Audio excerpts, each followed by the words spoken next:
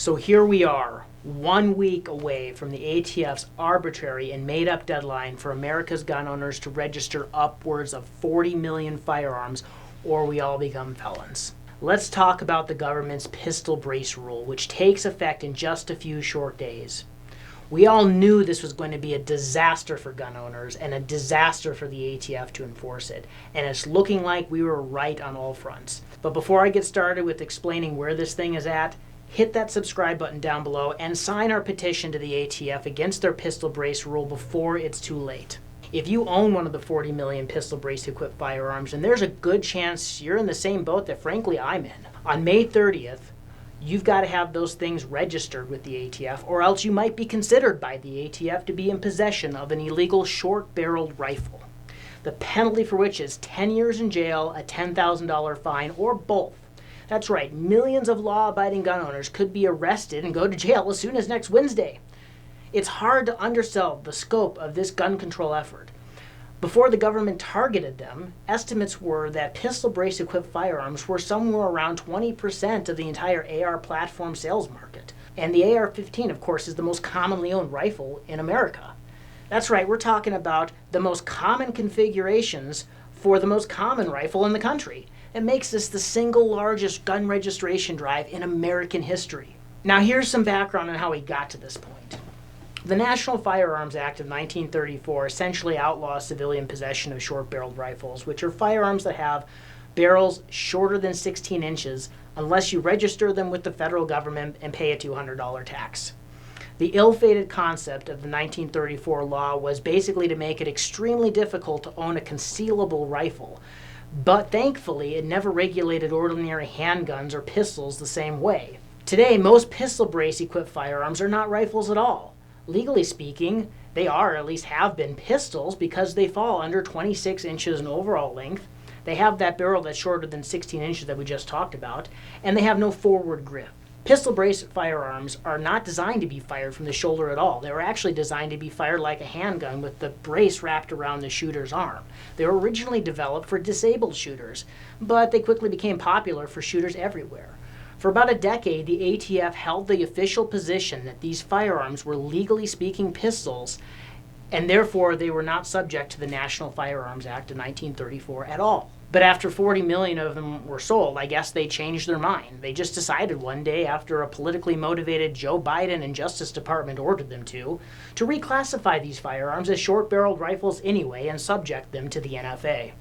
Not through an act of Congress, which would ordinarily be responsible for updating an 89-year-old deeply flawed law, but rather through the Administrative Procedures Act, or ADA, which is basically how the executive branch goes around Congress these days to make politically charged rules, all under the false pretext of enforcing current law. So as of January 31st of this year, following a public comment period that was almost entirely opposed to the idea of this pistol brace ban, the Justice Department published the final rule anyway. It's 2021 R-08F, and it's called Factoring Criteria for Firearms with Attached Stabilizing Braces. This rule in a nutshell says that people who have pistol brace firearms are now deemed to be in possession of a short-barreled rifle. Not because the law changed, not because the gun changed, but because the ATF waved their magic wand and just said so. According to their rule, if you want to keep these firearms, then you have to register them with the ATF by filling out an NFA Form 1, which is the legal document that you use to register SBR, short-barreled rifles, and other regulated weapons. And you have to get it approved, which is a process that could take weeks or months. The other official options that they're giving us are to turn them in or destroy them, kind of like they did in Australia back in the day. All of these are bad options. But then, to entice compliance, they further decided in this rule, again without any legal authorization to do so, that they were going to waive the $200 tax stamp fee for owners of pistol brace equipped firearms if we, 1, own them prior to the publication date of this rule, which is January 31st, and 2, file to register them in the 120-day window, that same window that closes next week. This creates a so-called amnesty period. And the amnesty Form 1s that people are filling out up until next week are only valid so long as this pistol brace rule is in effect. meaning as soon as this rule is overturned in court or otherwise, and it will be overturned, everyone who didn't comply and still has pistol braces are in the clear again. But the ATF will still have a list of everyone who did try to comply with this, and they effectively have an illegal gun registry now. And anybody who has one of those firearms in their possession and filled it out could be deemed by the ATF at a future date to be in possession of an illegal short-barreled rifle. For those of you who have applied and received your approved amnesty Form 1s, you can see this on the very last page under the section Approval Conditions, where it states, pursuant to ATF Final Rule 2021R-08F. So the ATF has created a situation in which no matter which way the wind blows, they get to criminalize and victimize millions of gun owners. Most concerning is they have created a legal mechanism designed to punish the gun owners who actually try to comply with their nonsensical rule. It just goes to show one more time that gun control has never been about public safety. This is strictly about controlling legal gun owners. If they always were SBRs, then everyone who complies with this rule could be admitting to being in possession of an illegal SBR all of this time up through now. And we're relying on the promise in this rule that we won't get prosecuted. There is no guidance on what to do with these firearms if you apply and they just don't get to the application in time. And that's the boat millions of us, including myself, are in right now. Even though it's risky, I decided for myself to attempt to comply with this rule, mostly so I could share my experiences with National Association for Gun Rights members like you. In my case, I filled out 2 Form 1s way back on February 9th. I did the whole shebang. I filled out the very scary, complicated, and glitchy online ATF e-forms that looks like a relic from websites from back in the 1990s. I submitted pictures of my firearms and of myself. I got my fingerprints taken by my local sheriff at the sheriff's office, at the jail, right next to all the common criminals. And I mailed those fingerprints to the ATF's NFA division in West Virginia. And then I waited. And waited. And waited. And waited. Finally, I got an email, but only for one of the 2 applications. The other still hasn't been touched, and it's been over 3 months. And again, the deadline is next Wednesday. But for the one that was acted on, it was actually a disapproval notice. Oh. Why is that?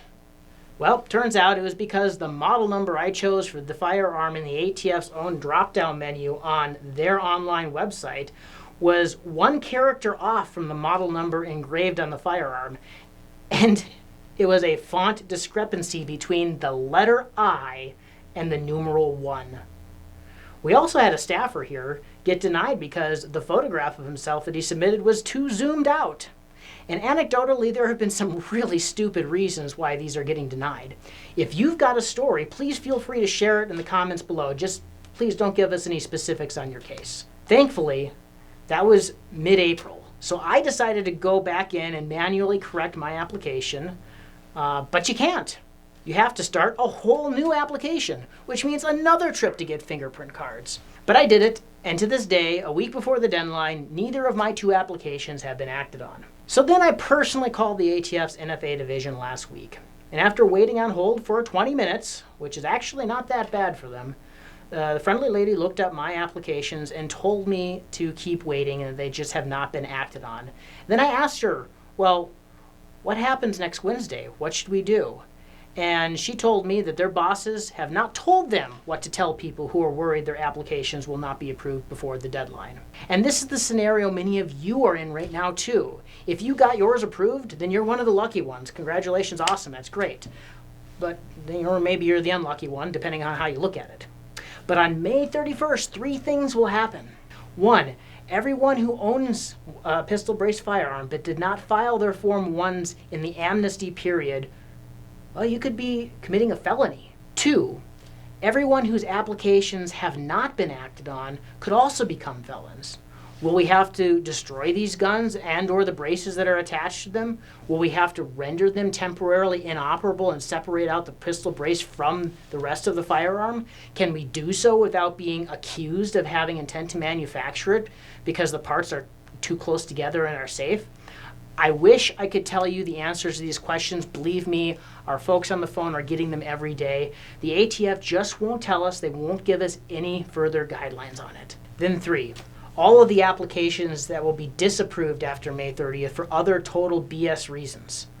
Will those folks get to reapply without having to pay the fee? Will those folks get to be reapply at all? Or will they be felons? The ATF won't say. For these people who are anticipating approvals but simply haven't gotten them yet, or if they ultimately get denied unexpectedly, it's conceivable that they could be held criminally liable for possession of an unregistered short-barreled rifle under the ATF's own rule. When this rule was first introduced, I heard a lot of gun owners brush it off, say, "Ooh, free tax stamp," and it doesn't matter, they already have my name and my fingerprints anyway because I have a suppressor or something to that effect. Well, now you can see why that was a very dangerous mindset. Not only is it the largest gun registration scheme America's ever seen, and a thinly veiled attempt to get gun owners used to the idea of registering their guns, come next Wednesday, we could be in trouble even for honestly trying to comply with their unconstitutional rule.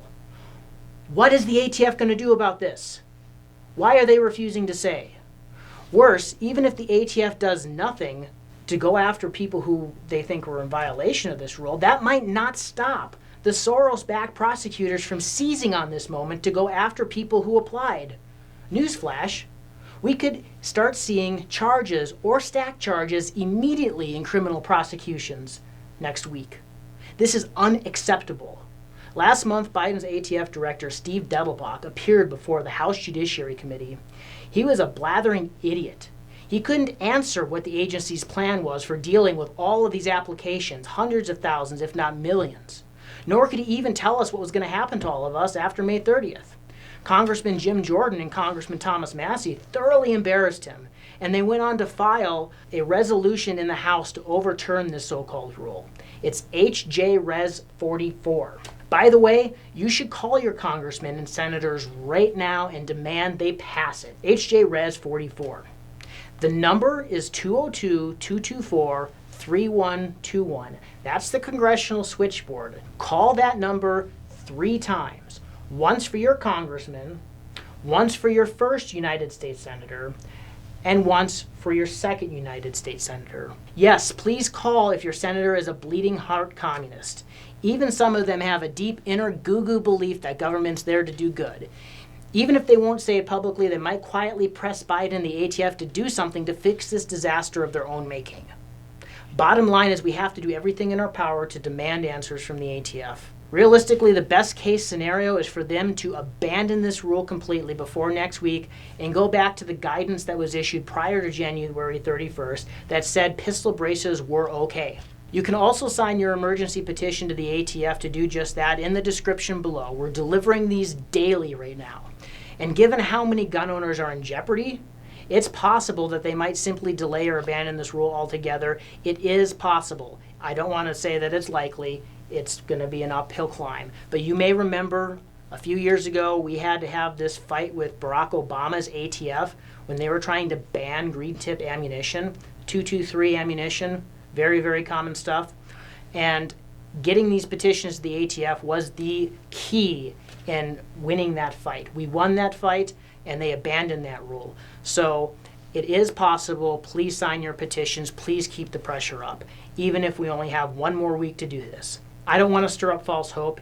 It's a long shot. But the louder we get now to all levels of government about this anti-gun pistol brace rule and Biden's ATF abuse of executive power, the better chances we have of mitigating its effects. Of course, we're also supporting SB Tactical's legal effort to overturn this rule in court. They're the inventors of the pistol brace. So there's a lot we're doing right now with just 1 week left to go. Please stay tuned. Hit that subscribe button below to follow National Association for Gun Rights for more updates. One more thing. I hear it's going to be a beautiful Memorial Day weekend for a boat ride, so I hope to see you on the lake this weekend. Hey guys, just as we wrapped up filming on this video, I want to let you know that we just got breaking news out of the 5th Circuit Court of Appeals on the pistol brace ban rule today. It's looking like it was favorable, but we're still analyzing this ruling for its scope and applicability. So please keep the pressure up, sign your petitions against the ATF pistol brace ban right now. Look in that description for the link. Right now, National Association for Gun Rights, we're the only group, I believe, delivering these petitions directly to the ATF.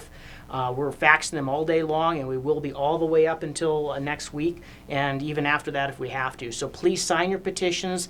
We need to keep this pressure up all week long if we're going to beat the ATF on this pistol brace rule. Thank you very much. Thank you for your support.